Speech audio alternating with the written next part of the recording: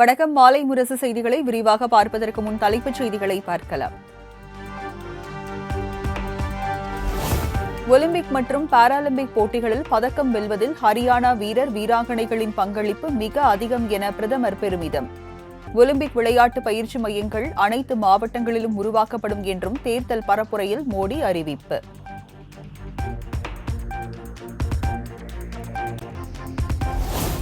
சேலம் மாவட்டம் தூக்கணாம்பட்டி வட்டார போக்குவரத்து அலுவலகத்தில் லஞ்ச ஒழிப்புத்துறை அதிகாரிகள் அதிரடி சோதனை. அலுவலர்கள், தடைத்தரகர்கள் உள்ளிட்டோரை அலுவலகத்தில் வைத்து பூட்டியதால் பரபரப்பு.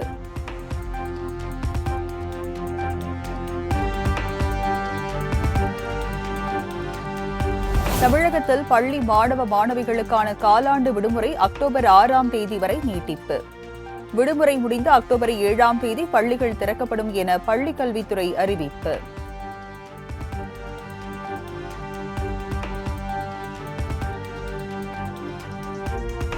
மூன்று புதிய குற்றவியல் சட்டங்களுக்கு எதிராக தமிழ்நாடு, புதுச்சேரி வழக்கறிஞர் சங்கங்களின் கூட்டமைப்பு தொடர்ந்த வழக்கு.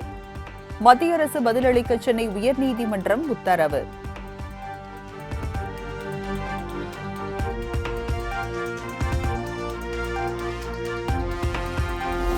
ஜம்மு காஷ்மீரில் விறுவிறுப்பாக நடைபெற்று வரும் 2ஆம் கட்ட தேர்தல் வாக்குப்பதிவு. பகல் 1 மணி நிலவரப்படி 36.93% வாக்குகள் பதிவு.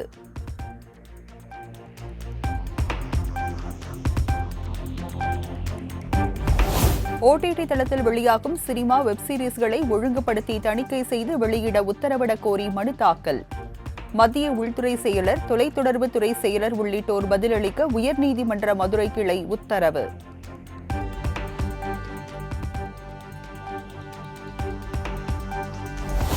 திமுக, விசிக கூட்டணியில் விரிசல் ஏற்பட வாய்ப்பில்லை என திருமாவளவன் திட்டவட்டம்.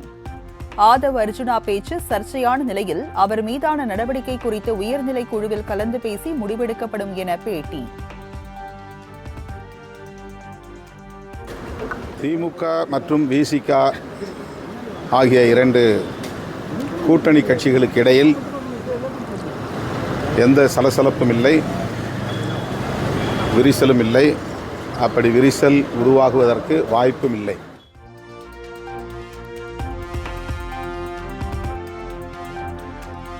சென்னை மேயரின் தபேதார் மாதவி லிப்ஸ்டிக் அதிகம் பூசியதால் பணியிட மாற்றம் செய்யப்படவில்லை.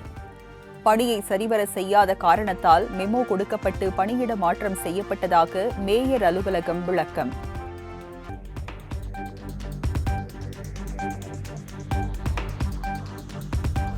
தயாநிதி மாறன் தொடர்ந்த அவதூறு வழக்கில் இருந்து விடுவிக்க கோரி எடப்பாடி பழனிசாமி சென்னை சிறப்பு நீதிமன்றத்தில் மனு. அக்டோபர் 16ஆம் தேதி உத்தரவு பிறப்பிக்கப்படும் என வழக்கை ஒத்திவைத்தார் நீதிபதி ஜெயவேல்.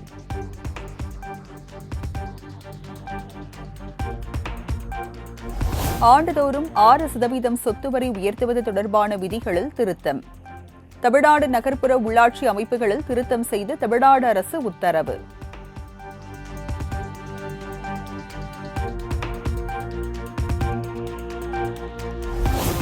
பாராலிம்பிக்கில் பதக்கம் வென்ற தமிழ்நாட்டு வீரர் வீராங்கனைகளுக்கு 5 கோடி ரூபாய் ஊக்கத்தொகை சென்னை தலைமை செயலகத்தில் முதலமைச்சர் மு.க.ஸ்டாலின் வழங்கினார்.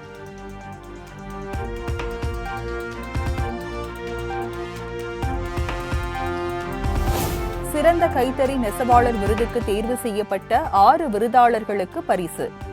20 லட்சம் ரூபாய்க்கான காசோலைகள் மற்றும் பாராட்டு சான்றிதழ்களை வழங்கி முதலமைச்சர் மு.க.ஸ்டாலின் பாராட்டு.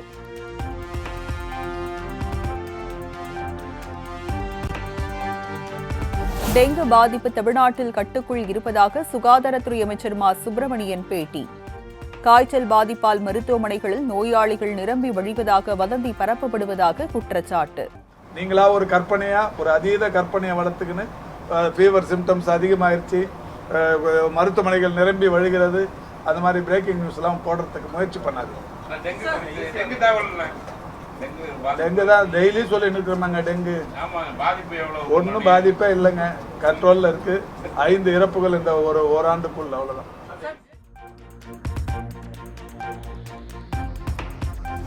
தஞ்சாவூரில் ஆய்வு பணியின் போது பேசிக் கொண்டிருந்த அதிகாரியின் செல்போனை பிடுங்கி கண்டித்த மேயர் ராமநாதன். பணியின் போது மக்களின் குறைகளை கேட்க வேண்டும் என அறிவுறுத்தல்.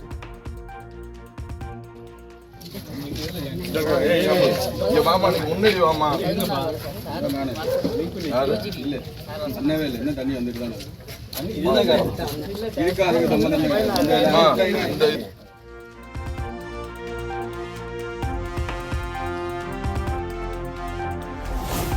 கோவை மாநகராட்சி கூட்டத்திலிருந்து சஸ்பெண்ட் செய்யப்பட்ட உத்தரவை எதிர்த்து அதிமுக கவுன்சிலர் பிரபாகரன் தொடர்ந்த வழக்கு. கோவை மேயர் பதிலளிக்க சென்னை உயர்நீதிமன்றம் உத்தரவு.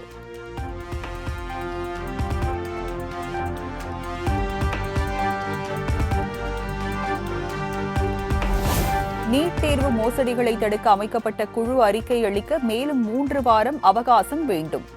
உச்சநீதிமன்றத்தில் மத்திய அரசு மனு தாக்கல்.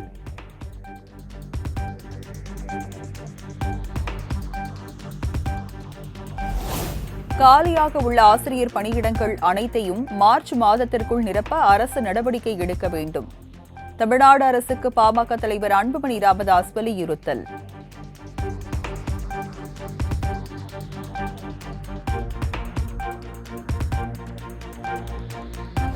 ரயில்வே துறைக்கு சொந்தமான நிலத்தை 1 சென்ட் கூட தனியாருக்கு கொடுக்க கூடாது என மதுரை எம்பி சு வெங்கடேசன் வலியுறுத்தல்.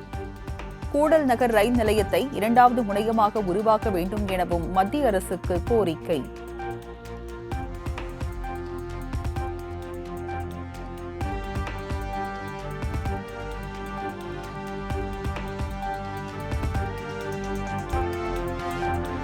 அக்டோபர் 27ஆம் தேதி நடைபெறும் தமிழக வெற்றிக் கழகத்தின் முதல் மாநாடு தொடர்பாக நாளை முக்கிய ஆலோசனை. பொதுச் செயலாளர் ஆனந்த் தலைமையில் கூட்டம் நடத்த கட்சித் தலைவர் விஜய் உத்தரவிட்டுள்ளதாக தகவல்.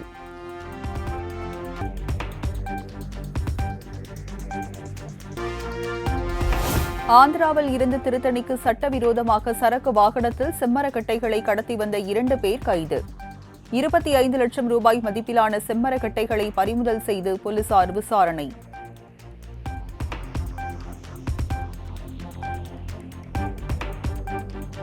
ராமநாதபுரம் மாவட்டம் செய்யாமங்கலத்தில் விமர்சையாக நடைபெற்ற புரவி எடுப்பு விழா.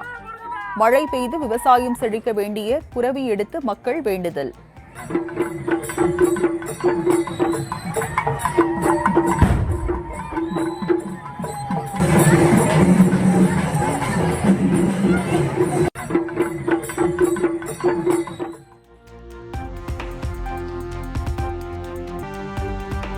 திருவண்ணாமலையில் புரட்டாசி மாத மத்தியாஷ்டமி பூஜையை முன்னிட்டு வெண்ணெய் காப்பு அலங்காரத்தில் காட்சியளித்த பூத நாராயண பெருமாள்.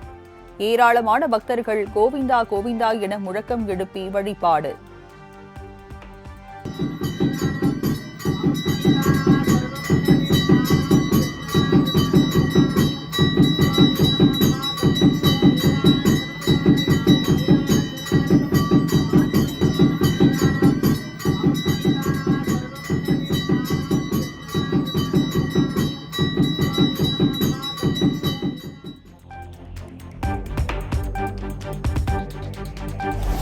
லட்டு பிரசாதத்தில் மாமிச கொழுப்பு கலந்த நெய் 4 லாரிகளில் விநியோகம் செய்யப்பட்டதாக குற்றச்சாட்டு. திண்டுக்கல் ஏஆர் டைரி நிறுவனம் மீது திருப்பதி காவல் நிலையத்தில் தேவஸ்தானம் சார்பில் புகார்.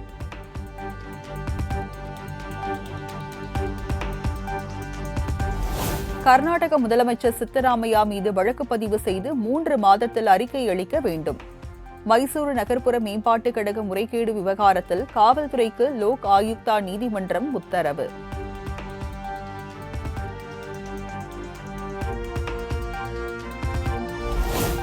ஜம்மு காஷ்மீர் சட்டப்பேரவை தேர்தல் வாக்குப்பதிவை பார்வையிட்ட வெளிநாட்டு பிரதிநிதிகள். ஸ்ரீநகரின் லால் சவுக் வாக்குச்சாவடியில் நடைபெற்ற வாக்குப்பதிவை நேரில் பார்வையிட்டனர்.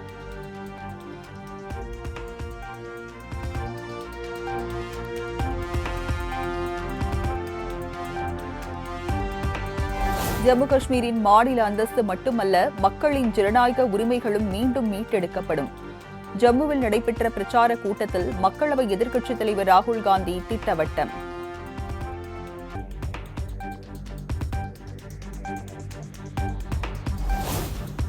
இந்தியாவின் எந்த பகுதியையும் பாகிஸ்தான் என்று யாரும் அழைக்க வேண்டாம் என உச்சநீதிமன்ற தலைமை நீதிபதி காட்டம். பெங்களூருவில் இஸ்லாமியர்கள் அதிகமுள்ள பகுதியை பாகிஸ்தான் என நீதிபதி கூறியது தொடர்பான வழக்கில் கருத்து.